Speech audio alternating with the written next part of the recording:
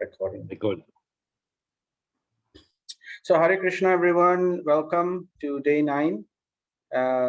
So let's dedicate this presentation to our beloved founder Acharya, His Divine Grace A.C. Bhaktivedanta Swami Srila Prabhupada, who established the International Society for Krishna Consciousness.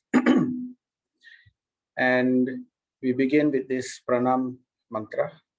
Om Ajnana Timirandasya Jnananjana Shalakaya Chakshurum Militam Yena Tasmai Shri Gurave Namaha.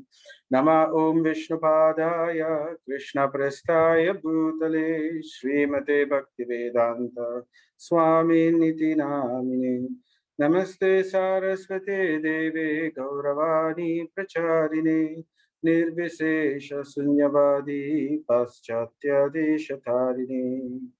Jaya Sri Krishna Chaitanya Prabhu Nityananda Shri Advaita Gadadhara Sri Vasadi Gaura Bhakta Vrinda. Hare Krishna Krishna Krishna Hare Hare Hare Rama Rama Rama Hare Hare. Hare Krishna Krishna Krishna Hare Hare Hare Rama Rama Rama Hare Hare. Hare Krishna Krishna Krishna Hare Hare.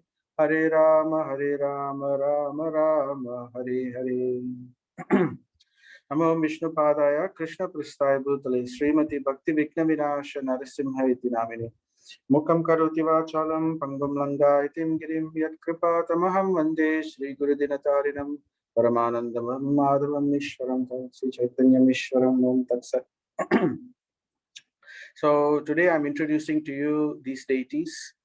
They are our main deities in our ISKCON headquarters, which is in Sridham, Mayapur, about 100 kilometers north of Calcutta in India. So these are life-size deities, very, very big. And it's basically Radha and Madhava, and they are surrounded by the Ashtashakis, the 8 principal gopis of Vrindavan. So I couldn't get one photo where, because it's a long photo, so I truncated it like this. So this is Gita Mahatmya. So let's say this verse. Ye shranvanti patanti eva Gita Shastram aharnisham nate vai manushadneya devarupa na samsaya. So this is from the Vaishnava Tantra Sara, verse 9. One who day and night hears and recites the Gita is never to be taken as a mere human being. Without a doubt, he is godly. So Devarupa. In other words, he's divine.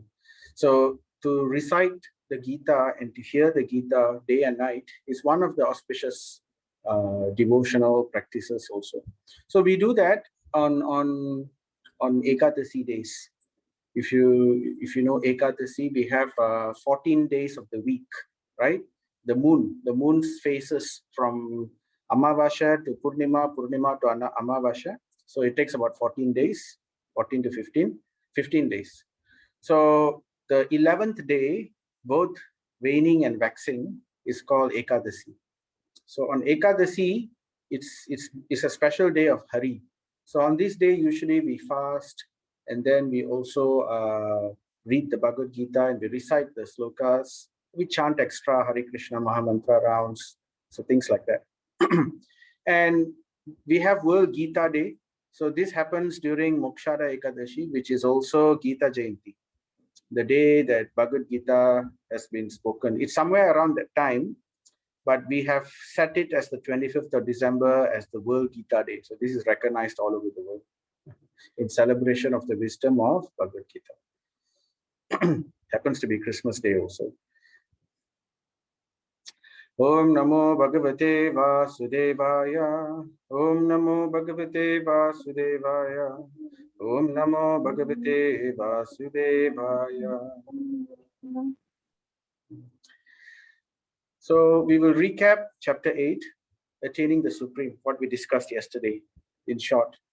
So this chapter began with some questions raised by Arjuna, and Krishna answers them. So these were some technical details about the nature of the world and all that. So we didn't really cover this aspect, 8.1 to 8.4, but we went straight to, because one of the last question Arjuna will ask here is, how do we attain you at the time of death? So then Krishna talks about this, 8.5 to 8.14. So why death is very important. So death is like the gateway. It's like the final exam, entrance exam, before we attain higher destinations, right? Like A level or whatever. So why death is significant, we talked about that. The importance of remembering Krishna at the time of death, it was also discussed. And why we want to remember Krishna, so that we can attain Krishna. And then why do we want to do that? Because the material world is a place of misery. Vikalayam ashashvatam. So then we talked about attaining that supreme destination. And then we discussed, we looked at the differences in how a jnani will leave the body and how the bhakta will leave the body. So there is a difference. So I remember the jnani pathway is that he has to leave the body in fire and in light, and during the northern traversing path of the sun, and during the Shukla Paksha, or Valarpara time of the moon. So like this is the set, or during the Muhurta time also, and in a holy place. So that is how a jnani is, when he leaves his body that way, he will attain the Brahman. Otherwise, he will have to take birth again. So, but for the devotee, it doesn't matter. So devotee has a VIP departure time. Anytime, any situation, any kind of method is all right. And Krishna will give that remembrance to that devotee who has spent his time to follow the bhakti path. So the key takeaways yesterday were, death is the exam, life is the preparation. Krishna's, and it's never too late. So it's at any time it can be started, right? And Krishna Smaranam is the key, remembering Krishna. So how? We talked about the 9 processes of bhakti, beginning with Shravanam, Kirtanam, Smaranam, hearing, chanting, and remembering.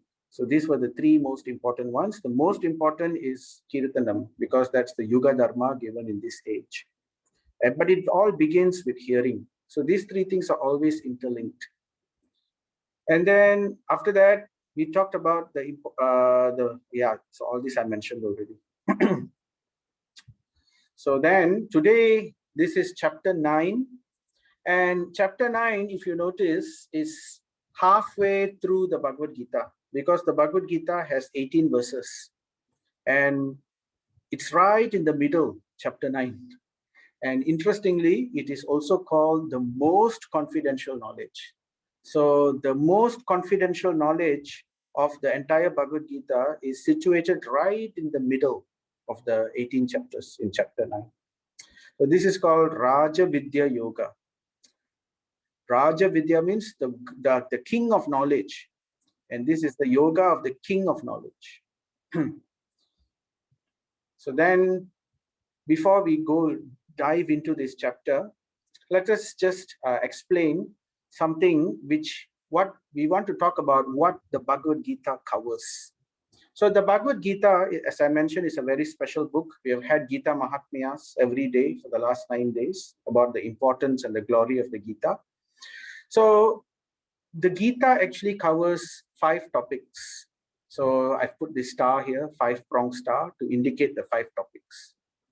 So the first thing it talks about, it's not necessarily in order, but the most important topic of the Bhagavad Gita is about Ishvara, or the Supreme Lord, about Krishna. So a lot of verses you will find in the Bhagavad Gita which reveals information about the position of who is that Supreme Lord, and what is the position of that Supreme Lord, what are the things, what is his glories. So in this chapter also, chapter 9, you will find a lot of information on Ishvara. So this is the most confidential knowledge in chapter 9, and you will find a lot of information about the Supreme Lord. Now, Bhagavad Gita also talks about the jivas. The jivas are the living entities, the numerous living entities who are equal in quality with the Supreme Lord, but are minute in quantity. So just like the gold mine and the gold dust. So many gold dust, same quality as gold, but then they are minute, small. So there are innumerable jivas like this. So we also talked about, jiva means like the soul, the quality of the soul, all this we discussed. And the Bhagavad Gita speaks about this. Another topic the Bhagavad Gita will talk about is Prakriti. Prakriti means the material creation, the material world, the nature of this material world. We talked about the three modes of nature, Sattva, Rajas, and Tamas, and then the different planetary systems, from Brahma Loka all the way down to Patala Loka. So, and the Panchabhutas, earth, water, fire, air, ether. So this is called Prakriti, knowledge about the material nature. So it's important for us to know where we are living currently in the material world. It's important for us to know who we are, and it's important to know who God is. And God here is the creator of both the Jiva and the Prakriti. So it's described that the Jiva is part of the energy of the Supreme. So this is called Antaranga Shakti. Antaranga Shakti means, Anga means limbs. The Lord has actually multiple energies, but it can be classified into two categories. So one is called spiritual energy or Antaranga Shakti. Antaranga means internal energy, the energy which is within the Lord, right? And the Jivas happen to be part of that energy. And there is another energy of the Lord, which is considered the inferior. So basically, it's like a shadow. Energy, this Antaranga energy casts a shadow, and the shadow of this Antaranga energy is what we call Bahiranga energy. Bahiranga, that means external. So we have internal energy and the external energy. The external energy is like the shadow of the Supreme Lord's energy. So Bahiranga. So I've put this color coding to show the spiritual energy is in yellow, and the shadow of the spiritual energy is called the material energy. So the material energy is in green. So, but ultimately they are all the energy of the Supreme Lord. So then this material energy is different compared to the Jiva, because these Jivas are spiritual. We are eternal. What is the nature of spirit? Spirit is eternal. Spirit is unchanging, immutable. It doesn't deteriorate. It doesn't die, right? And whereas material energy is always transforming, and it is it is also eternal in the same sense, because it is the energy of the Lord. But then because it's always changing, so nothing in this world appears to be eternal. Although the world, the energy itself, the material nature itself is eternal, but always there will be transformations. So transformation will include birth, death, and again birth again, and again death again, creation, destruction, creation, destruction. So these things will go on eternally. So that's Prakriti. So we have understood the two energies of the Lord, right? Jiva and the Prakriti. So Bhagavad Gita speaks about these things. And it talks about how the Jiva, why the Jiva enters into this Prakriti. The Jiva is supposed to be with the spiritual energy, is supposed to be with God, with the spiritual energy. So the Jiva develops this desire to enjoy independently of the Lord. Just like we have children, why we have children? We have children because we want to have relationship with the children, isn't it? We want to enjoy that particular relationship with that child. So if the child is also reciprocative, if he also reciprocates in the same way, then the relationship is beautiful. And together the parent and the child can live forever in the same house. But one day the child wants to have a life separate from the parent. As they grow up, as they get independence, right? So then naturally they will feel, okay, I want to have a separate thing. So then they move out of the house. So it's not everything they see eye to eye. So therefore, when the jiva similarly develops this desire to enjoy independently of the Lord, so then there is no place to have this kind of independent enjoyment within the spiritual world, because in the spiritual world everything revolves around Krishna. So therefore, in order to facilitate for this jiva who wants to enjoy separately from the Lord, Krishna creates the material world. So he uses this Bahiranga Shakti to produce this material world where it is a place for the jivas to enjoy. They can try to become the Lord, because they cannot become the Lord of the spiritual world. It's not possible. So therefore, because every energy comes from the Lord, right?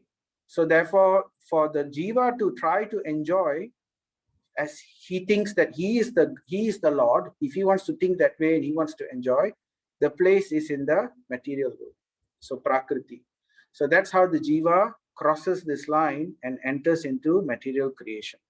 And in this way, he takes different births. He may come as Brahma, he may come as Indra, and as he is taking different births, the unfortunate problem here is that the energy of the Lord, even though is Bahiranga Shakti, is very powerful.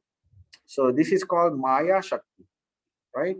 And she is able to cover the small living entities which are living in this material world with illusion. So they forget the Supreme Lord. And then they fall into activities. And these activities, so in order for these activities to work about, Krishna, he doesn't want the jivas to remain in this material forever. So therefore, he manifests himself as another expansion of himself, and this is called Kala. Kala means time. And if you see, time is also part of the material aspect of creation. It is not, there is no time in the spiritual world. Time is only within the material world.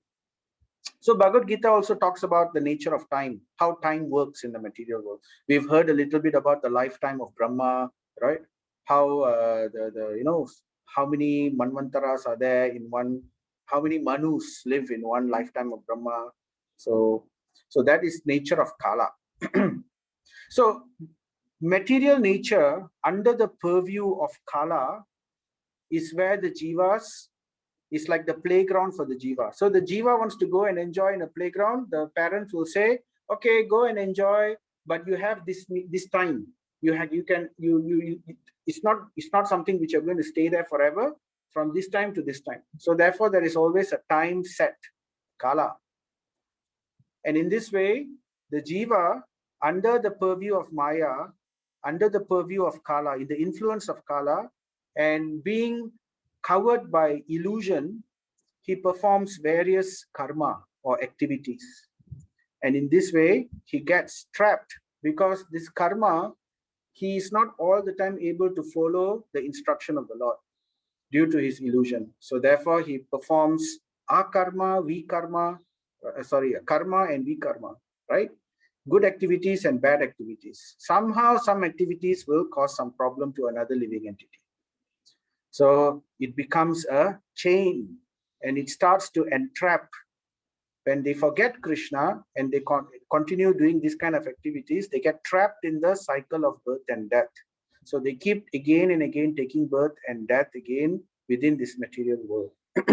So the Bhagavad Gita talks about these 5 topics: Ishvara, Jiva, Prakriti, Kala, and Karma. And not only just that, it talks about the interactions between the 5 aspects.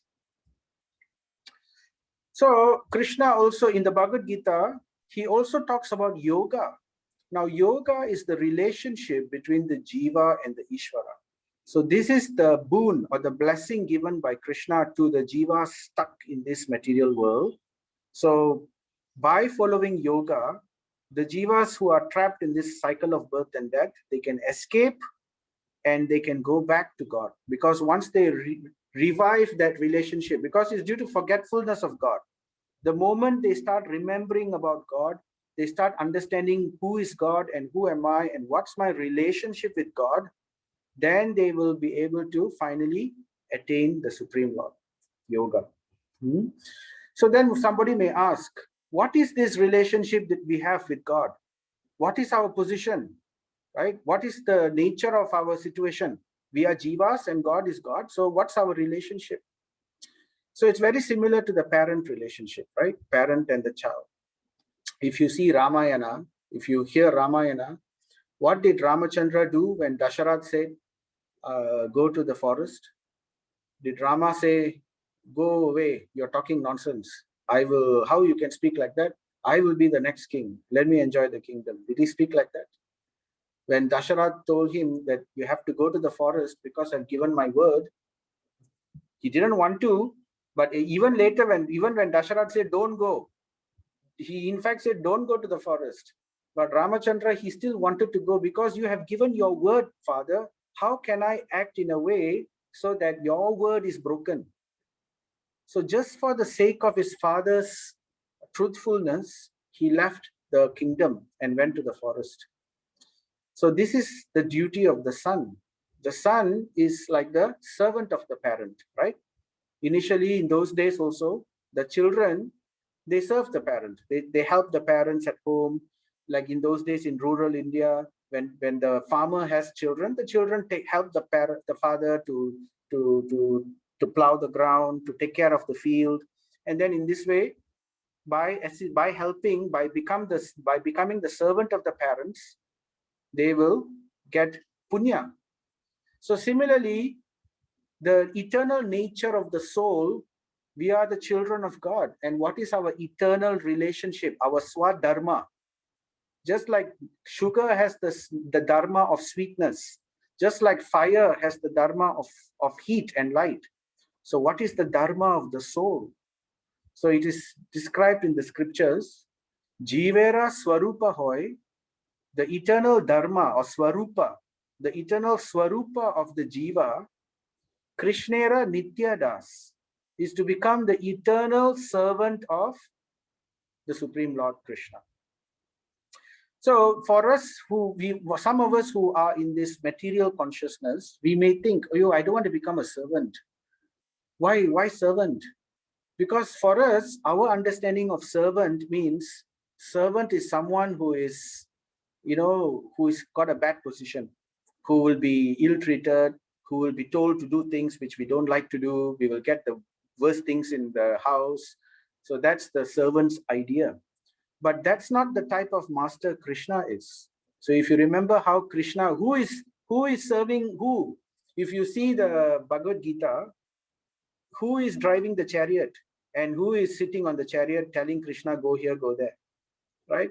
So it is Krishna who is trying to be the servant of so it's like the father sometimes, or the mother, sometimes they will play like the servant of the child. The child will say, okay, father, now you drop down on your knees. I want to climb on you and I want to ride you like a horse. So then the father will bend down and the child will sit on top of the father, and it looks like the father is the servant of the Lord. So this is a very beautiful relationship, right? So this relationship we can only begin to understand with that pure relationship of the father and the mother and with the child. But in Kali Yuga, even that kind of relationship is slowly being degraded and thrown away. So if we can somehow understand that, that is the beautiful relationship between us and the Supreme Lord.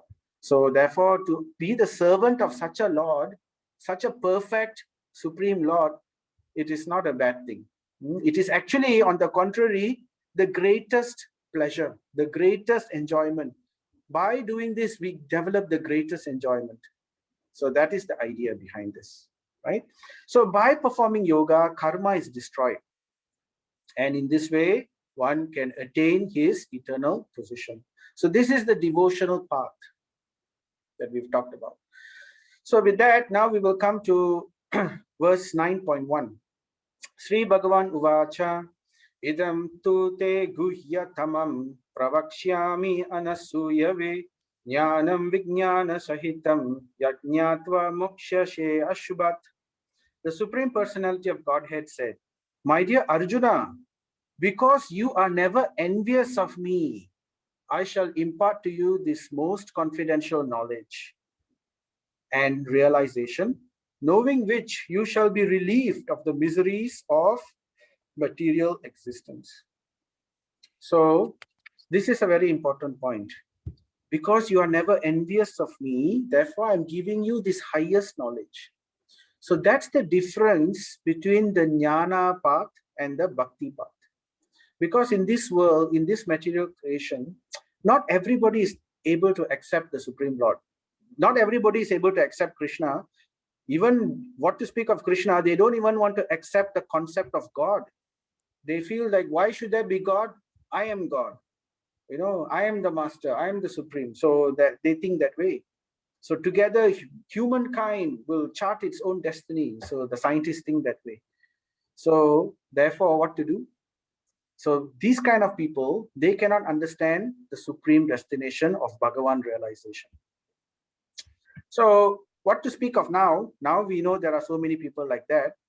But even in Dwapara Yuga, during Mahabharata time, when Krishna was personally present, even during his time, not everybody could understand the actual position of God, the actual position of Krishna. Now, Dwapara Yuga is the Bronze Age. 3/4 of the world population is already degraded. So only 1/4 of the world population is still pious. So these people were able to understand Krishna as the supreme. So here's a story about what that took place in the Mahabharata. It's narrated in the Srimad Bhagavatam. It's also there in Mahabharata. So once, when Yudhishthira Maharaj, there's always envy between there is always envy by Duryodhana. Duryodhana never wished well for the Pandavas. He was always envious of them because they were better than him, they were greater than him in every way. So he wanted to. He tried to do many things. He tried to kill them. Remember, he tried to burn them in the house of Lak. So, and after doing that, but somehow it failed. They were saved by Vidura, and they stayed away from the palace for few years until finally they came back, and then they were basically discovered during the Swayamvara of Draupadi, when Arjuna won Draupadi. So at that time, the Kauravas realized, oh, these Pandavas managed to escape after all. But somehow they tried to make peace with them. They brought them back because people were saying, how can the Pandavas are alive? Dhritarashtra should bring them back. They are the rightful king. So to please the public, they brought them back. But Duryodhana was always thinking of a way to get rid of them. So he somehow asked Dhritarashtra, why don't you divide this kingdom into two? You give half of the kingdom to them and the other half to me. So, and Dhritarashtra, when he divided by giving the what do you call, the prosperous part of the kingdom to the Kauravas, and he gave a wasteland to the Pandavas. So this was the unfairness of Dhritarashtra due to being polluted by his son Duryodhana. So he gave a wasteland, a practical wasteland called Kanda Prashta, Kandava Prashta. It's a wasteland, it's a forest full of poisonous creatures and full of Rakshasas and uninhabitable.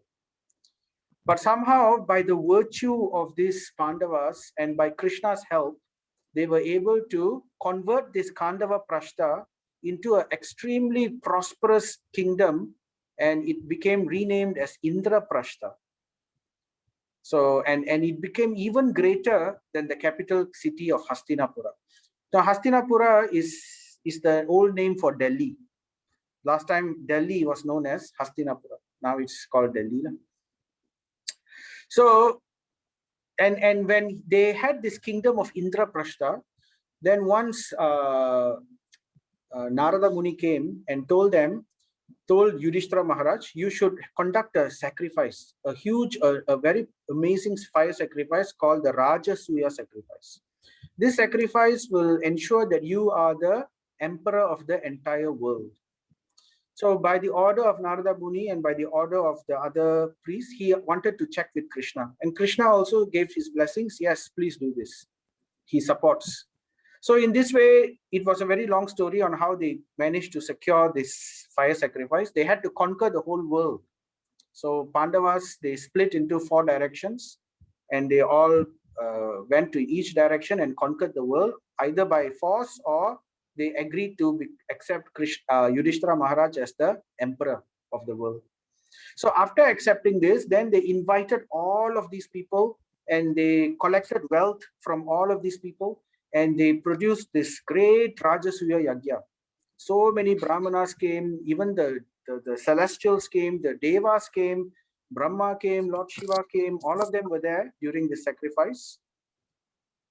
And what happened was that at the end of the sacrifice, part of the ritual is the argya or the what do you call, the fruit of the sacrifice is to be distributed to, first of all, the greatest personality who's present in that Rajasuya sacrifice.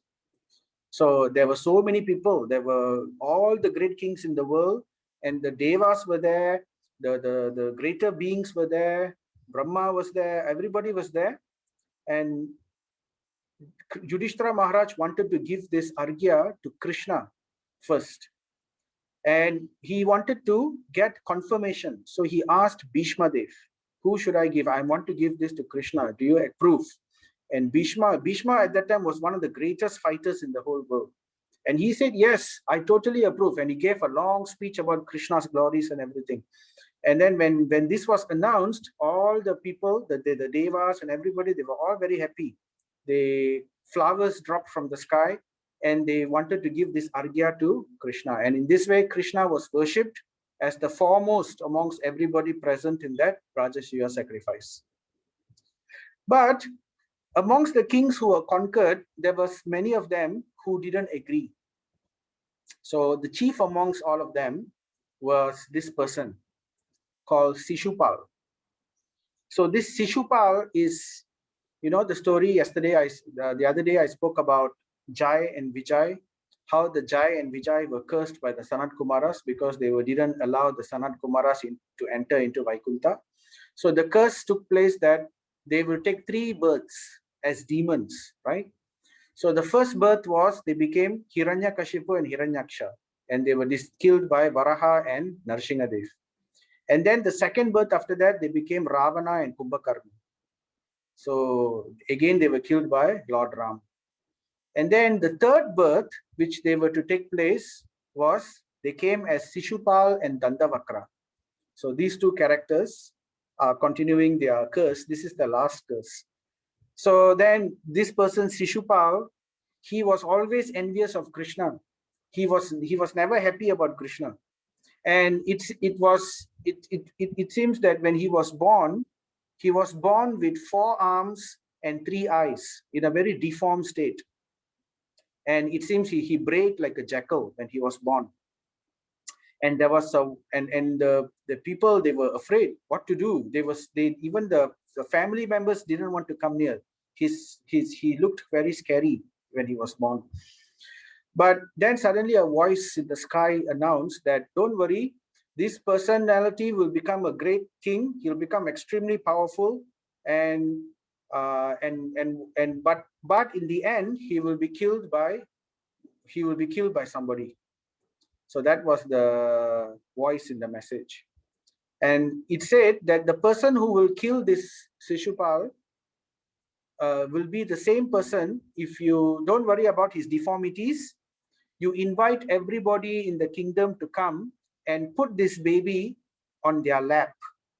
The person whose lap that this baby touches, his deformities will fall away. He will become a normal person again. He will lose his deformities. He will become a normal person again. But that person whose lap that this Shishupal sat upon is the one who's going to kill him. Right? So that's the curse. That's the voice in the sky. So then immediately the parents, actually Shishupal, he was born in the Vrishni dynasty, the same family dynasty as Krishna. Krishna was also in the same family dynasty. So they invited all the Vrishnis. Krishna also came. Krishna was quite young at that time, about 16 years old, like that. So then the Shishupal baby was put on Krishna's lap. And as soon as that happened, the Shishupal's deformities melted away and he became normal.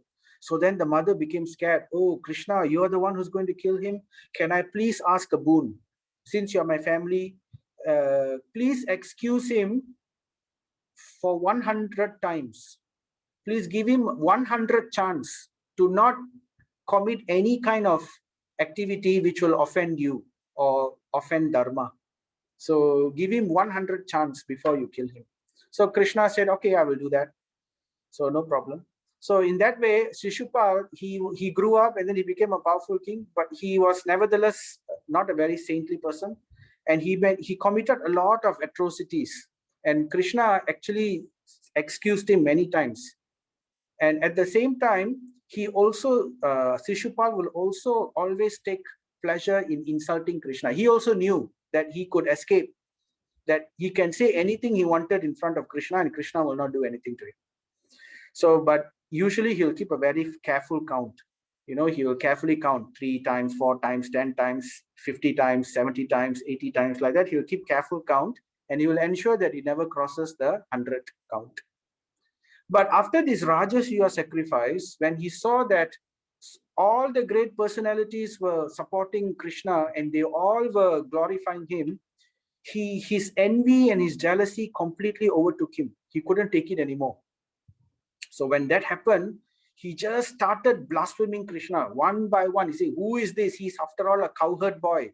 He came from the Vaishya family. He doesn't even know who is his real parents, right? And like that, he insulted one by one, different ways. So Krishna was keeping count, right? 78, 80, 80, 85, 86, 87, 90, 95, 96. Actually, he should be long killed, this Shishupal, due to his many atrocities. So finally, when it came to the 99th position, Krishna gave him a warning. Be careful. Don't you remember the situation about your life and how you will die? But Shishupal was so lost in envy. He just didn't care. He was basically frothing in his mouth. He was completely lost his anger, and then he blasphemed Krishna for the 100th time.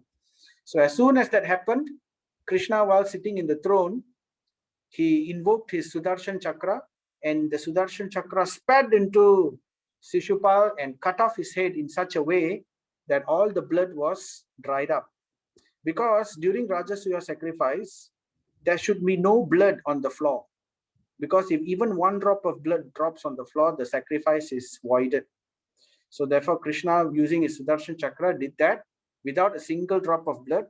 And everybody in the assembly saw how the soul of Shishupal escaped from him and in a shining light entered into the lotus feet of Krishna. So in other words, this is the last birth of Jaya and Vijay. Jaya and Vijay were liberated. They came back to Vaikuntha. So therefore, we can understand that not everybody is able to accept. Even during when Krishna was personally present, when God was personally walking the earth, there were people, right? Just like when Ram was there, Ravana could not accept. So this verse is is the defining verse for this chapter. Raja Vidya Raja Guhyam, the king of knowledge, the king of secrets. Pavitram idam uttamam, the purest of the pure. Pratyakshagamam dharmyam, right? Susukam kartum avyayam. This knowledge is the king of education or the king of knowledge. That's why this chapter is called Raja Vidya, king of knowledge. The most secret of all secrets. It's the purest knowledge, and because it gives direct perception of the self by realization, it is the perfection of religion. It is everlasting and it is joyfully performed. So therefore, Krishna is talking about Bhagavan realization. He's talking about bhakti and he's talking about Bhagavan realization. So this is the king of knowledge, the highest secret knowledge, right? And it is, you can see here, it is joyfully performed. So bhakti is joyfully executed. It's not like the jnana path. The jnana path is a very painful path, isn't it? One has to force himself from forcefully controlling his senses. So whereas the bhakti path is very blissfully done. So then this verse goes on to say, but it requires something very important. The bhakti path is so wonderful and everything, yes, but it requires two things. One, it requires that the person needs to have faith, right? Those who are not faithful in this devotional service cannot attain me, O conqueror of enemies. So Krishna is saying faith is a very important word. So this is called Shraddha. Shraddha. Though without faith, they cannot take the bhakti path. So not everybody in this world has faith. So therefore, not everyone can attain the bhakti path. So that's the reason the other path is there. The jnana path is also given. The jnana path, you don't need to have faith in the Supreme Lord. You don't need to have faith in God. Mechanically, just by following the instructions of the jnana path, one can elevate. So it's the mercy of the Lord who gave this other path to those people who don't have faith. So faith is one thing. Second thing is, he cannot be envious. So some people may accept that there is God and everything, but secretly in the depths of their heart, they feel envious. Why should God enjoy? Why is he in this world? So they want to enjoy God's opulence, but they don't want to have God in the picture. They want Lakshmi, but they don't want Vishnu, right? They want to enjoy the Vaikuntha, but they don't want Vishnu in the picture.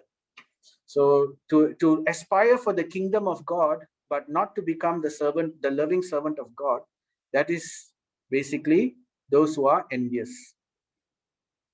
So these two qualities, they cannot, these qualities, the people cannot take the path of bhakti. It just cannot. So that's the reason Krishna gives this other path. So Raja Vidyam, we heard about how bhakti is not for the envious. So the nature of bhakti, it is blissful, it is joyfully performed, and faith is very, very important. It's paramount. Right? So then it goes on. Krishna basically talks about, now he describes more about himself.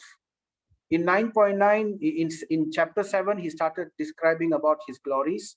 In chapter 9, he goes on. So I've summarized these points here. Everything is created by me, Krishna will declare. But yet, that creation doesn't rest in me. I am separate.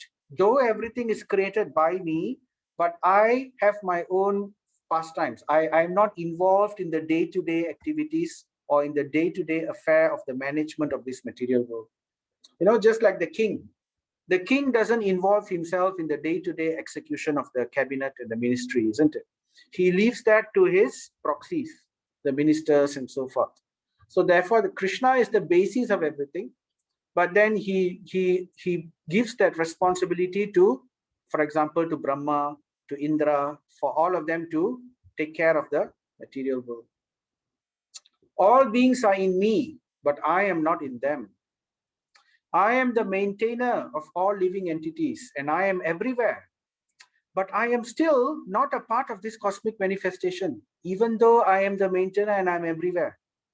So that's a very interesting point. So basically, this entire verses from 9.4 to 9.10 talks about a very interesting quality about Krishna. So this is called Achintya Krishna. Achintya means inconceivable. It's like a paradox. Inconceivable means this way also can, that way also can. They are both opposites, but somehow they exist together. So that's the word, that's the meaning of the word paradox, right? Like black and white, both can exist together. Like where does it exist together, black and white? Like in a chessboard, right? Day and night, both are opposite, but both exist together like this. So in that way, in our material life, we don't see this kind of situations. Therefore, we call it paradox. But for Krishna, nothing is impossible. And here he's talking about his impossible powers, Achintya Shakti. So I am the maintainer, I am in every living entity within this material world, but still he is separate from this material world. So it's like the lotus leaf, though the lotus leaf is immersed in water, the water never touches the lotus leaf. So that's the description. I am the source of creation, and by my will, by his material energies, it is maintained and annihilated. But still Krishna says, still I am not the person who's working. I all this work cannot bind me. So Krishna is always in his spiritual world. He's always enjoying his different pastimes, right? But at the same time, through his expansions, through his energies, he's maintaining everything. So that's basically what it's discussing. And then he goes on to talk about how people deride him. So here this verse says, fools deride me when I descend in the human form. They do not know my transcendental nature as the supreme Lord of all that be. So Krishna takes, he takes part in his various leelas, right? And the pure devotees and the great people, the great Mahatmas, they will always know who is the supreme Lord. Just like in the Rajasuya sacrifice, Bhishma knew, Narada knew, the sages knew, all the devas knew, and then, but still, there were a bunch of people who couldn't accept. So therefore, these are the atheists, people who cannot accept due to either envy or due to basically lack of knowledge, right? Or lack of faith. Those who are lacking knowledge, they are not really atheists, they are agnostic. As soon as the knowledge is given, they will accept. But those who are atheists, they have envy, they cannot accept. So example is like Shishupal, right? So therefore, as I mentioned, the two paths are given. So Krishna, he doesn't forsake. He is equal. Krishna says, right, I am Sama. I'm equal to all the living entities. In fact, in this verse, in this chapter itself, he says that. I'm equal to everybody. So how is he equal? He's equal to both the atheist and the devotees by giving both opportunities for them to become liberated from this material world. So therefore, for the atheist, right, this path, the jnana path is given. So they don't need to have any relationship with God. They just need to follow karma. They execute duty. They execute their work for the sake of duty, not for the sake of God. And then jnana yoga, they will understand the difference between spirit and matter, but they will completely ignore about the supreme creator. So they prefer to think that God is light, God is jyoti, like that. So therefore they will attain Brahman. But those who go deeper, they will understand that jnana yoga. From there, they will understand actually the Brahman has a source, which is Paramatma. And once they understand this jnana yoga, Paramatma, then they will become devotees, just like the Vishwamitra and all the other people. So then this is, so therefore bhakti path is for those who have faith right from the beginning, who are without envy of God right from the beginning. Then they can follow this easy path, the bhakti path.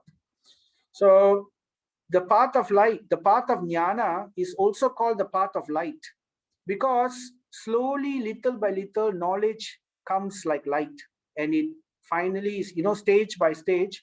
In karma yoga, it is still not bright enough. In jnana yoga, the light becomes brighter, the knowledge becomes brighter. In dhyana yoga, fully the sun is out. Then they understand the goal of life is Paramatma, and then they will switch to bhakti yoga. So therefore, this is also sometimes called in the scriptures as the path of light, the jnana path. So it's very difficult. It's like you're trying to reach the top of the mountain, but we don't want to take any kind of help from anyone. And then we say, I will do it by my own ability. So they will follow the scriptures and they will follow the strict processes given in the jnana and the Ashtanga yoga. And by great difficulty, they will try to control their mind mechanically, and then they will somehow try to reach the top. So a lot of danger is there. People can fall down easily. So like that, people do fall down. After many births and lives, eventually they will attain. Krishna says that. So this is they will attain Brahman and Paramatma. And then the bhakti path is also called the path of surrender, Pushti Marga. Pushti means surrender. The path of surrender. Why is it called the path of surrender? Because the devotees completely rely on the mercy of the Supreme Lord, Krishna. So it's like you want to climb the mountain, instead of climbing on your own, we just take the gondola or the lift. And when we step into this gondola, we surrender, isn't it? Don't we surrender? We surrender to the engineering. We surrender that we think we have faith that this lift will not fall down, this gondola will not break, and it will not drop us in the middle. So it requires some faith, right? So that is the idea behind this. And with that great faith, we follow the bhakti process and go all the way up. So that's the bhakti path, which gives us Bhagavan realization, the topmost realization. So Krishna reserves the topmost achievement for the bhaktas. So though he's equal to both, he gives opportunities for liberation for both, but for the personal loving relationship, that's the Bhagavan realization, that one he reserves for the bhakta. Because it's the nature, right? How to have someone who has no faith living in the same house is difficult. So then Krishna continues, Mahatmana astu mam partha, O son of Pritha, those who are not deluded, the great souls, Mahatmas, the great souls are under the protection of the divine nature. They are fully engaged in devotional service because they know me as the Supreme Personality of Godhead, original and inexhaustible. Nyatva bhutadim avyayam. So I'm the original, inexhaustible, right? So therefore, this is the great soul. So people who take to the path of bhakti, who understand this point, and they fully engage in devotional service, they dedicate their entire life in bhakti. So these are referred to as Mahatmas amongst the souls. So let's see. We've talked about the various topics, and now Krishna from 9:11 to 9:16, he basically talks about those who cannot know him and those who know him. So we covered this already. The Muddhas cannot understand who's the Supreme Lord. Those who are envious, those who have no faith, these kind of people without knowledge, so they can't understand the supreme abode of the Supreme Lord. Whereas the Mahatmas, the great souls, can understand. And the Jnanis also, those who are in knowledge, remember the four types of people who attain the Supreme Lord, right? Those who are, the last one is the Jnanis. Eventually the Jnanis also, those who are in knowledge, once they attain that knowledge, that actually everything comes from Vasudev, then they will also take to the path of bhakti, just like the Sanat Kumaras. So in this way, Krishna plans to trick, he plans to trick the atheistic people into following, he tricks them into following the path of knowledge. So by the path of knowledge, eventually they realize, actually the Supreme Lord, they realize they are how wrong they have been. They realize that they have been in ego. And then in this way, they control their mind and finally surrender to the Supreme Lord. So then from 9:16 to 9:19, he goes on to talk about the supreme goal, the prayojan. Prayojan means the ultimate goal or the objective of this yoga system. So he talks about himself basically. He tells Arjuna, I am the father of this universe, the mother, the support, the object of knowledge, the purifier, the syllable Om, and I am also the Vedas. So Krishna is basically talking about, he's trying to, again, try to help us to understand his supremacy. So he's basically, in one short sentence, he's the basis of everything. So there's nothing in this universe creation that can exist without God. And then he goes on also, I am the goal, I am the sustainer, I am the master, I am the witness, I am the abode, I am the refuge, I am the most dear friend, because he comes with us life after life with us, and he's just hoping that we will turn to him. He's ever ready to give us all benefits, ever ready to help us to transcend this material modes of misery. I am the creation, I am the annihilation, I am the basis of everything. So this is the point here. And I am the resting place, and I am the supreme cause. So these two verses basically highlight this point, that Krishna is the Ishvara Parama Krishna. He is the supreme ultimate controller. And then in 9:22, he tells what will happen, what is the special benediction that these devotees get. If you are a bhakta of this of Krishna, so this is a very wonderful verse which devotees like very much. Ananyas chintayanto mam ye janaha paryupashate tesham nityabhiyuktanam yogakshema vahamyaham. So this picture I put here is showing the how Draupadi is being disrobed. If you are familiar with Mahabharata, the story of Mahabharata, how the Pandavas were called to by Dhritarashtra, because an elder had called the Pandavas to come. Yudhishthira is forced to accept, because that is the aspect of religion. So therefore, he followed the order of Dhritarashtra, and Dhritarashtra forced him to gamble, even though that he knew Shakuni will win. Shakuni is an expert gambler, right? So in different ways, they cheated him and they took advantage of seniority. So Dhritarashtra forced Yudhishthira Maharaj. Yudhishthira Maharaj was so noble and so righteous that he will never go against the order of his superiors. So he did it. And then in that way, he lost his kingdom. He lost one by one. So many, everything that he had in Indraprastha, after getting the Rajasuya sacrifice, he lost one by one every single thing. Ultimately, he lost him. He staked himself also.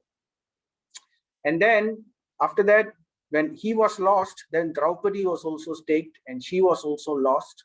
And then the cruel sons of Dhritarashtra, they wanted to insult the Pandavas even further.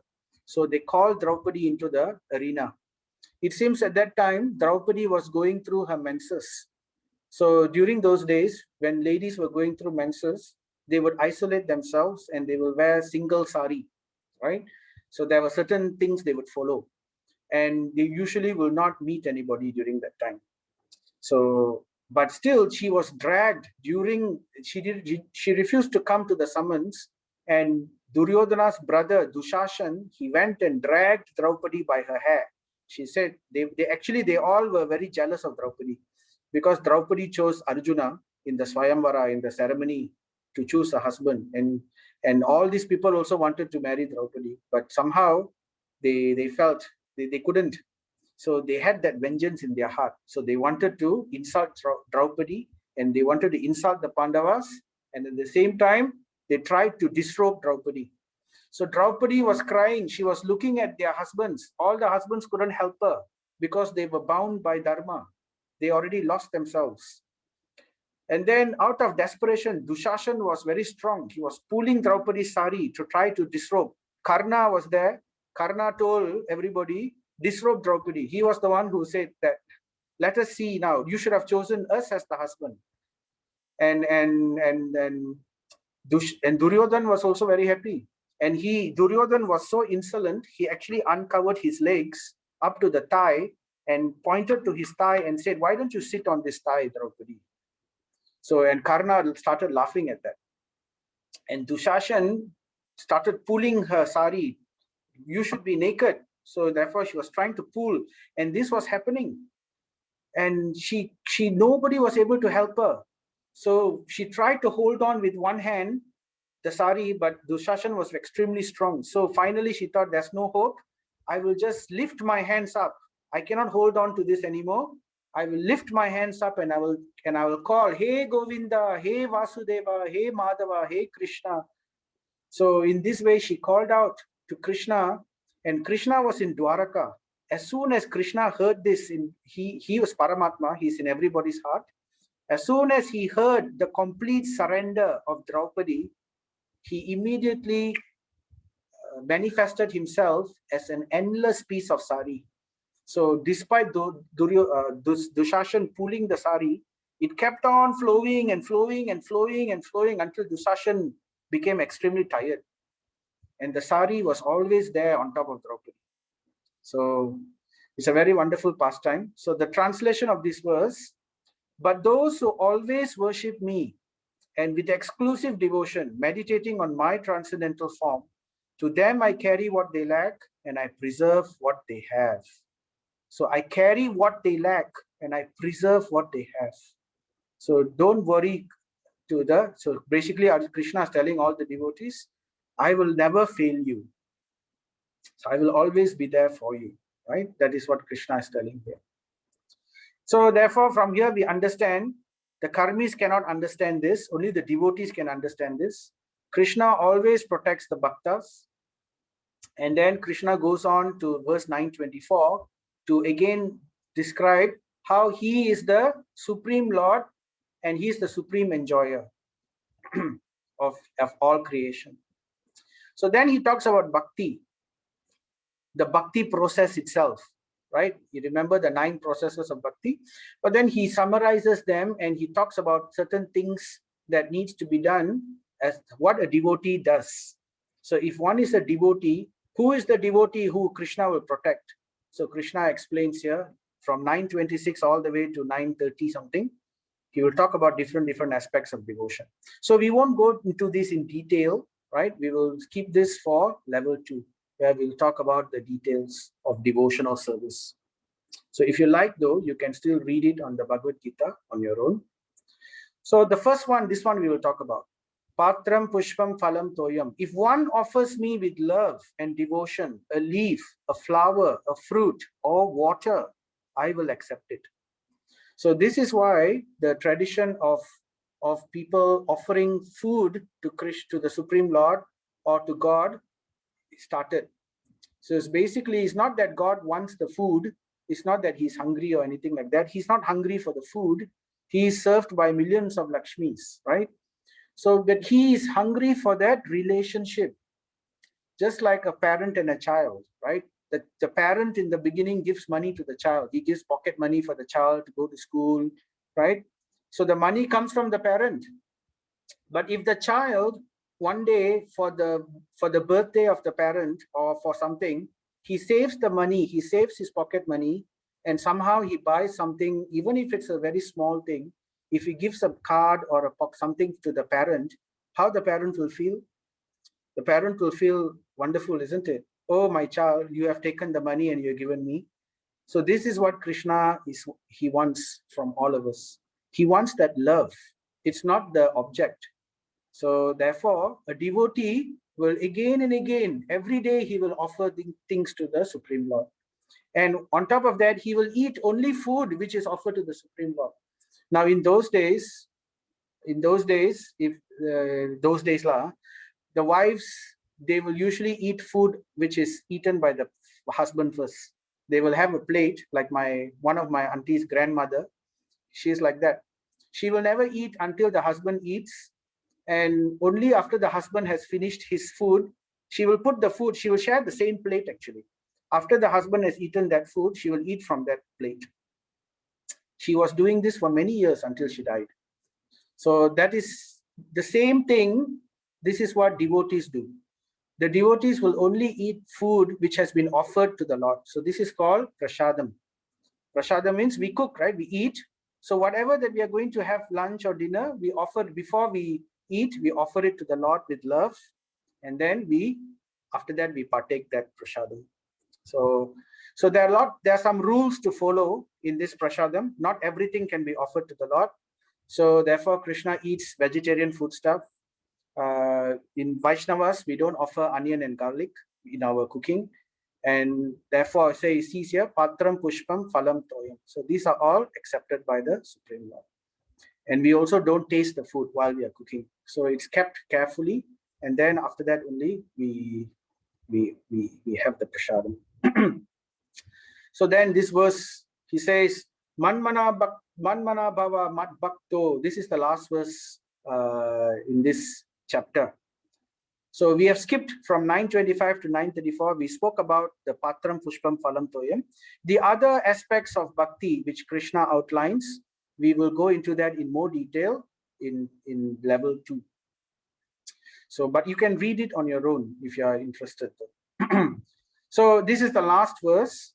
Ultimately, the summary of the bhakti path. This is the summary of the bhakti path. Very important verse. Manmana bhava mat bhakto matyaji mam namaskuru mam evasyasi yuktaivam atmana mat parayana. Engage your mind always in thinking of me. Become my devotee.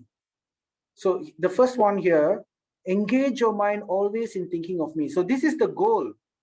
The goal of this bhakti process is to ultimately engage our mind always in thinking of Krishna every day, so that at the time of death, we can also effortlessly think of the Supreme Lord.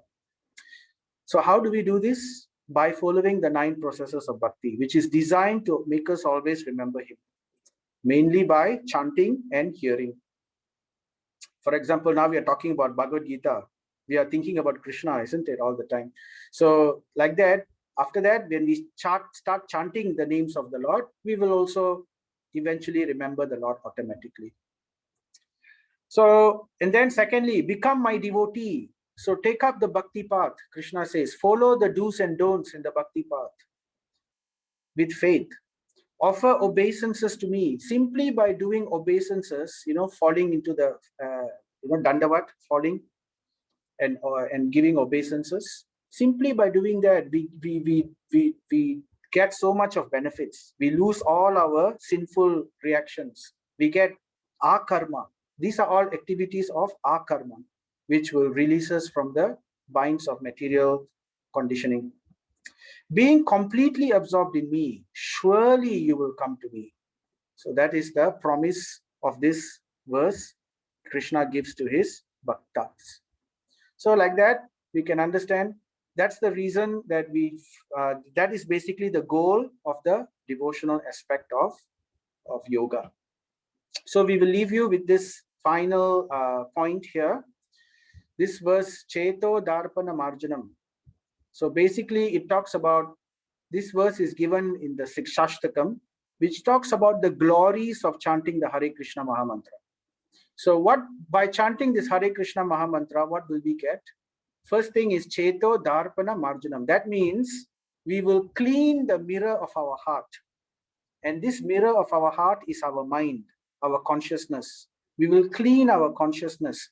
Any kind of bad desires, any kind of sinful desires, any kind of bad addictions or whatever, all this will fall away by chanting this Hare Krishna Mahamantra. What else will it do? Bhava Maha Davagni Nirvapanam. Mahadavagni means the great forest fire of material existence. Now, sometimes our lives can be quite miserable. Like right now, COVID is going on. So many people's lives are affected. So sometimes we will feel life is so terrible. It's like a burning forest fire. So much of suffering. So it said by chanting this Hare Krishna mantra, it will save us from this burning forest fire. So that is what second thing chanting Mahamantra will do. Third thing it will do, Shreya Kairava Chandrika Vitaranam. So just like how the lotus blooms with moonrise, when the moon rises, by the light of the moon, the lotus blooms slowly. In this way, from our heart, all the good qualities, Shreya means good qualities, all the good qualities will blossom in our heart. Just like how the moon blossoms, just like how the lotus blossoms due to the moonshine. So due to the chanting of the Hare Krishna Mahamantra, the many good qualities in our heart will come. Mercy, compassion, whatever that we never had. By following this process, towards the end of by following this process, we will have all these qualities coming.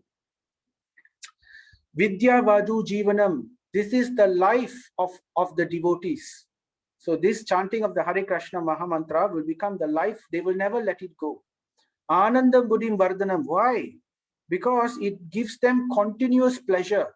Ananda Buddhim Vardhanam. Again and again, continuously ever increasing pleasure it comes. So that is in the higher stages of bhakti by following this process. Pratipadam Purnam Ratasvadanam. At every step by step, this Ananda, this bliss is continuously increasing. So that's the realization of the devotees. Sarvatma Snapanam. So in this way, this is bathing. Snapanam means bathing our soul so that it becomes purified. Param Vijayate. All glories to this Sri Krishna Sankirtanam. Param Vijayate to Sri Krishna Sankirtanam. So this is the first verse spoken by Sri Chaitanya Mahaprabhu, who is none other than the Supreme Lord. This picture you see here, this is Sri Krishna Chaitanya Mahaprabhu, who came as an incarnation of the Supreme Lord just to show us how to become a devotee. So with that, we will end today with this. Let us chant these names of God. Let's chant the Hare Krishna Mahamantra 3 times. But before that, we will say this mantra. Jaya Sri Krishna Chaitanya Prabhu Nityananda Shri Advaita Gadadhara Sri Vasadi Gaura Bhakta Vrinda Hare Krishna Krishna Krishna Hare Hare Hare Rama Rama Rama Hare Hare Hare Krishna Krishna Krishna Krishna Hare Hare Hare Rama Rama Rama Hare Hare Hare Krishna Krishna Krishna Hare Hare Hare Rama Rama Hare Hare. Thank you for chanting. So with that, we like to give you the takeaways for today. Number 1, this is the Raja Vidyam, the king of knowledge and the king of secrets, because only the devotees can understand this point. Knowing Achintya Krishna, how Krishna is inconceivable and he is the ultimate goal. And a devotee is always protected. And we talked about the Bhakti Marga or the path of Bhakti. For example, it begins, one of the things we do is offering food to Krishna with devotion. So by doing these many devotional activities, we will remember Krishna always. And in this way, we will surely come back to Krishna as Krishna promises. So with that, we'd like to end today. Thank you very much. Any questions from anybody? Hare Krishna, Prabhu. Yes, Mataji, Hare Krishna. Prabhu, just to confirm something, in chapter 6 we were talking about the Brahman, Paramatma, and Bhagavan, right? Now, this chapter we started with Ishvara. So, where category Ishvara falls under the level of God's realization? Ishvara is another name for God. Ishvara simply means controller. So it basically refers to the Supreme Lord, yes. But so under Bhagavan. Yeah, under the Bhagavan. It can also go under Paramatma. Paramatma is also because he's within our heart and he's controlling our whatever our karma is due and all that. So it can also refer to Paramatma. Oh, so we are also talking about Paramatma. Yes, yes. Okay, one. Because whatever that's in Paramatma is already in Bhagavan. So whatever that's in Brahman is in Paramatma. Whatever that's in Paramatma is in Bhagavan. But it's not true the other way. It's not true the other way. What's in Bhagavan is not necessarily in Brahman, because Brahman only has one part of the qualities, whereas Paramatma has two parts of the qualities. Bhagavan has the full set. Okay, Mataji, does that answer? Thank you very much. Okay. Hare Krishna. Right. Any other questions? So I'm looking at the chat. Okay. Prabhu, one more, Prabhu. Yes, Mataji. Yesterday we were discussing about devotional service, the 9 type of with the 9 Vidya Bhakti. I want to know the difference between Archana and Vandana. It seems like it's similar, isn't it? No, Archana is puja. Basically, doing arati, ringing the bell, showing dupa, showing the light, the lamp, all that. That is Archanam. Okay. Whereas Vandanam is prayers. Vandanam prayers means it's like you offer heartfelt prayers. You sit in front of the Lord, you speak to him, you say wonderful prayer. You can say your own prayers. Basically, you're glorifying. There's actually a way to pray also. First, you glorify the Supreme Lord, and then you talk to him, you tell him all that is one thing. On top of that is also repeating the prayers of other great souls. For example, there are many great souls who have written beautiful bhajans, right? It's like singing these bhajans, singing the prayers in, like, for example, slokas. In Bhagavad Gita, there are wonderful slokas given by even remembering these Bhagavad Gita slokas and saying it when we pray to the Lord. Or even better, like Bhagavatam also has many slokas, like Queen Kunti prays, beautiful prayers. Brahma's prayers, beautiful prayers. So like that, there are many beautiful prayers, which if we can try to memorize it and say it, that is called Vandanam. Oh, prayers, huh? That means it is nothing to do with the puja. It's just a worship. Yeah. Sorry, it's a recital, is it? Recital correct, of correct. mantras. Recital, and also heartfeltly we are speaking to the Lord. So that is Vandanam. But the recital also comes under Kirtana, isn't it? No. Yes, it comes under Kirtanam also. Actually, as we go step by step, like for example, it begins with hearing. But when we go to Kirtanam, Kirtanam includes hearing and chanting. But it's mainly chanting, because when we chant, we also hear. And then when we go to Smaranam, remembering, that includes hearing, chanting, and remembering. Because after we hear and we chant, what will follow? We will start remembering, right? So, and when we come to this level, the next level is Pada Sevanam. We will start to wanting to serve. We want to have the service mentality. So after serving, by doing all this chanting, hearing, remembering, serving, then it will come to the next level. We want to be more intimately involved. We want to do direct seva to the Lord, like Bandhan, like puja, like pujanam and things like that. So then that will also include all these categories. So that's how it goes, Mataji. Okay, thank you. One more thing, Prabhu. Yes. Okay, of the 9 bhakti, can we say that Hanuman has got all the 9 bhaktis together? Yes. No, not all. He has come to Dashyam.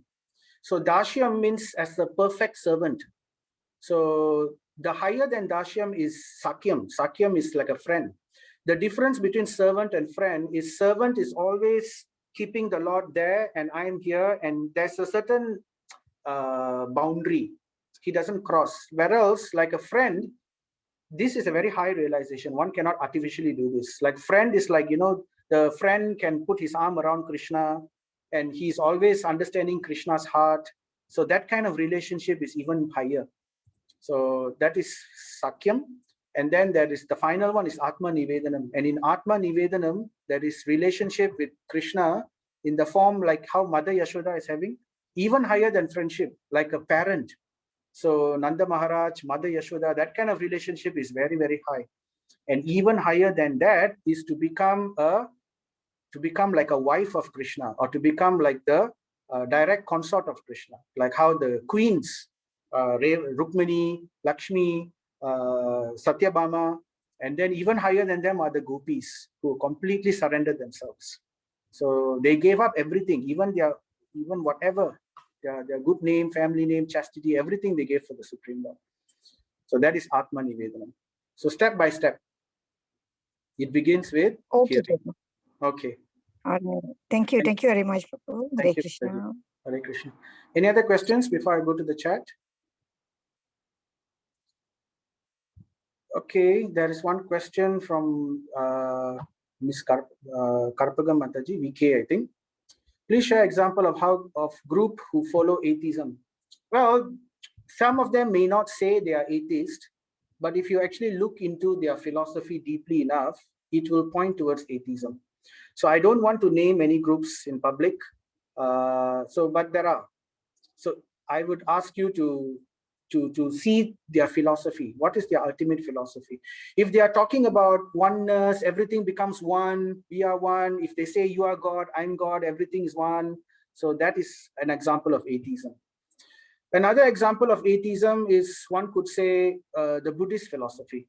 Because the Buddhist philosophy, it actually comes from Hinduism, but they don't believe in God. They don't accept God. Buddha is God. They just say that Buddha showed the way, how we can ultimately completely go into nothing.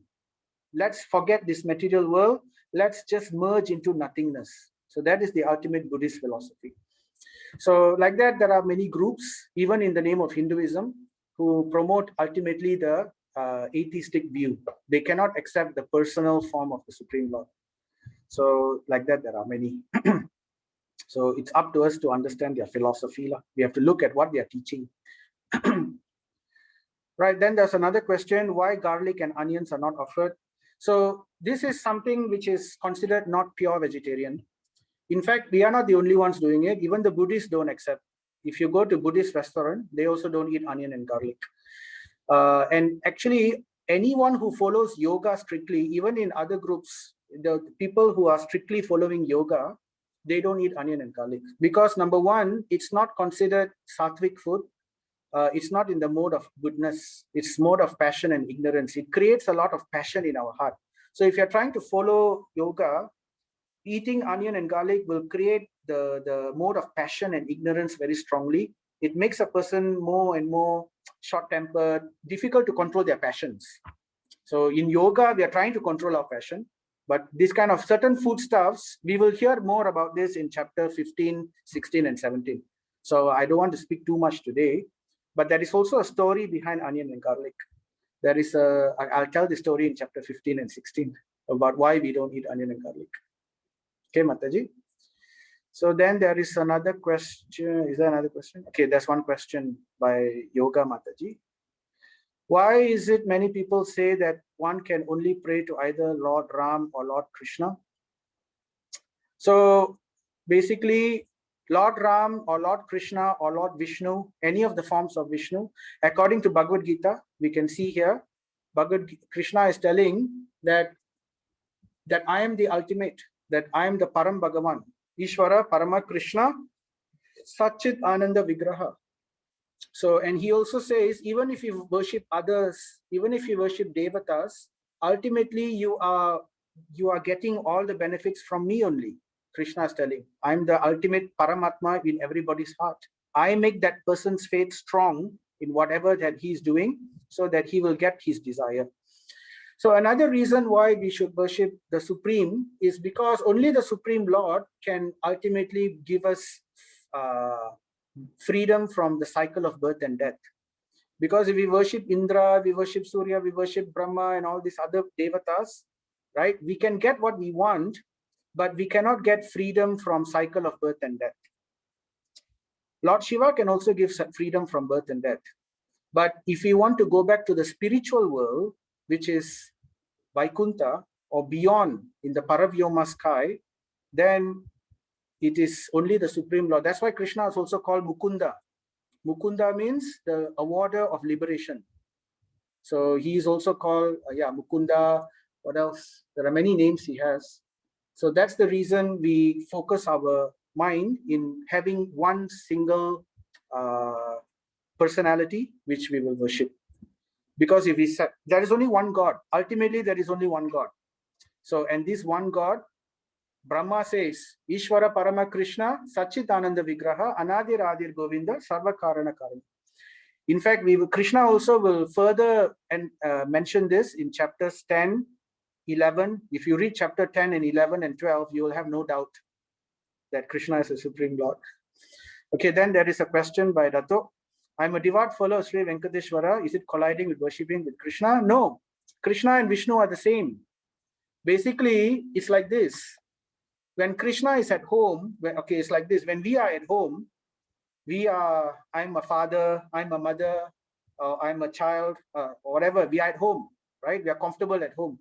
When we go outside, we become like Dato. You'll be called Dato outside, but nobody will call you Dato at home, right? They will call you by your name, or they'll call you by father, or they'll call you some Chellam name or something like that, right? So Krishna at home with his pure devotees, he is Krishna. For the purpose of creation, he expands himself as Vishnu. So as Vishnu, he will enter into this universe. So, and therefore he looks after the universe, but Krishna will not look after directly. So his expansion as Vishnu, he will look after. So therefore, that's the difference between Krishna and Vishnu. There are other differences, but basically it's the same, no problem. Vishnu is Krishna, Krishna is Vishnu.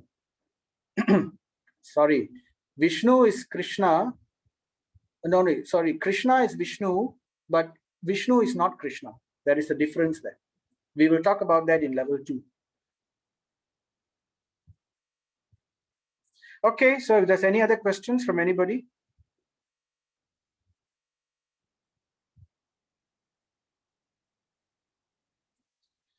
Okay, so if there's no other questions, we will stop.